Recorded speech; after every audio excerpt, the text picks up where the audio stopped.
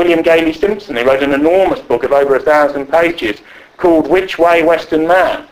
Again, without going on a tangent too much, he's a very interesting man because he's an ex-Jesuit priest who began as a liberal and an aching humanist whose heart bled for the third world and who had all the correct sort of UN-specific attitudes. And gradually he changed, step by step by step, and he ended up, if not a member, then a fellow traveller of National Alliance. That is quite a change. That is quite a leap. But it is also true that tens and tens of thousands of educated Western people who are liberal-minded now will have to change their views, will have to begin to change their mindset in this and the coming generation if Western civilization is virtually not to slide off the cliff. One only has to look around in Western cities now to realise that the clock is ticking against us. The type of Texas that Howard grew up in, which a few Indian raids beside and a few ex-slaves who were servants besides, was virtually all white.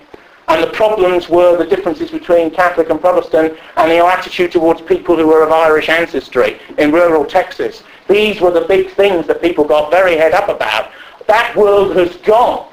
I mentioned D.W. Griffiths earlier. There was a D.W. Griffiths Prize in Hollywood until about 1992, 1996, because Griffiths introduced enormous new techniques in cinema.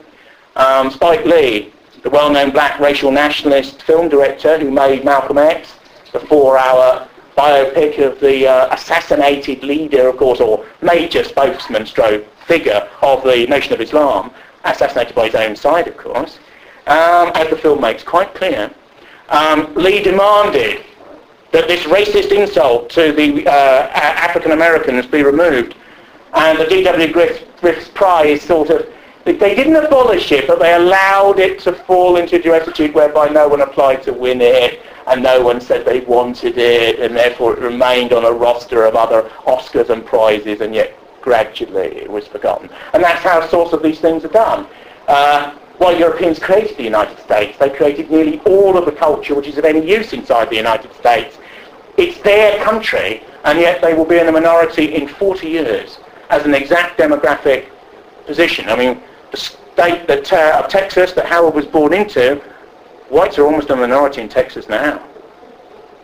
In Galveston, they're a minority now. When you add up all the Mexicans, there's 18 million illegal Latino immigrants inside the United States. And you have a hardline ex-leader of Texas like George W. Bush, hardline in inverted commas, who wanted all to basically change their status inside the Union to such a degree that they were no longer illegal immigrants. The Mayor of London, Boris Johnson, once Tory representative of England's allegedly poshest town, Henley-on-Thames, wants to decriminalise the illegal immigrant status of 450,000 migrants who live in London alone. There are 450,000 illegal immigrants, according to the Home Office, in London alone, and there's more than that. If you actually reverse their criminalisation by naturalising them, you've virtually created a new city within the city itself, and that's just a partial slice on the illegals coming in, staying, going, coming again, bringing their family, and so on. Now, to return to Howard, Howard's writing by the end of his sort of period, and don't forget he was sort of mature at 22 and dead at 30, he produced 160 stories, 15, 16 volumes basically, and other fragments. There was an unfinished fantasy novel called Almeric. The early Celtic stories, Bran McMahon and the others, morphed into Solomon Kane. There were associated westerns and humorous stories. There were some detective stories, but he never particularly liked that genre, although his attitude towards life was hard-boiled. There were also some crusader stories as well, and sort of slightly mythological stories about a sort of white man in the East called Gordon, presumably named after the Gordon of Crusoe cartoon, but actually an American. And these were the El Borak stories set in Afghanistan, where he goes native and fights along sort of intertribal and group-based and clan lines in that context. Howard's attitude towards politics is quite complicated and not entirely logical and primarily emotional. He supported the New Deal because he believed the American economy had collapsed and something needed to be done. He argued strongly with H.P. Lovecraft, who was more of a quote-unquote reactionary in these respects, a classical liberal, didn't like the Roosevelt and the people around him, didn't like intervention in the market. in that sort of Protestant American way. You fail commercially, you suffer punishment, because God has chosen that punishment for you. Destiny involves sacrifice. The irony is that the banks have been saved in the United States by Bush, costing trillions of dollars, but the metaphysic which founded the country would have allowed all of those banks to fail.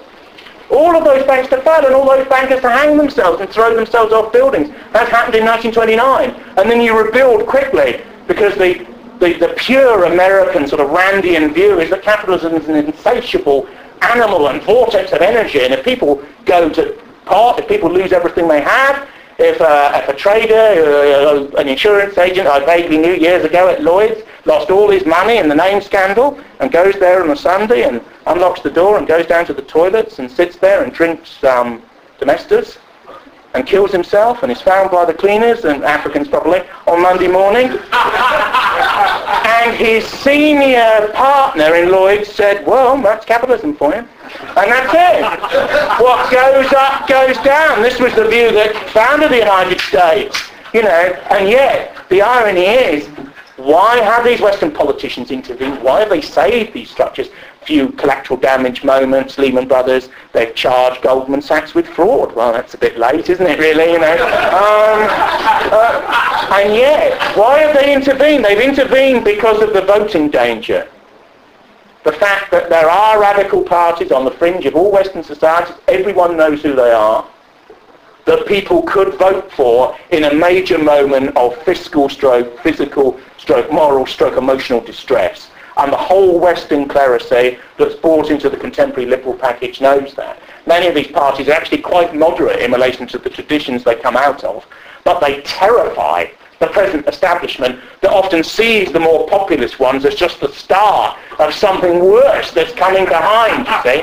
And there's also a certain guilt there as well, because these people are well aware of what's happened to Western societies because they've been running them for 70 years. This idea it's all an accident, they didn't really mean it, and the turning of Western societies into a sort of version of Brasilia, en masse, with a tiny little elite at the top that's creaming most of the goodies off for themselves.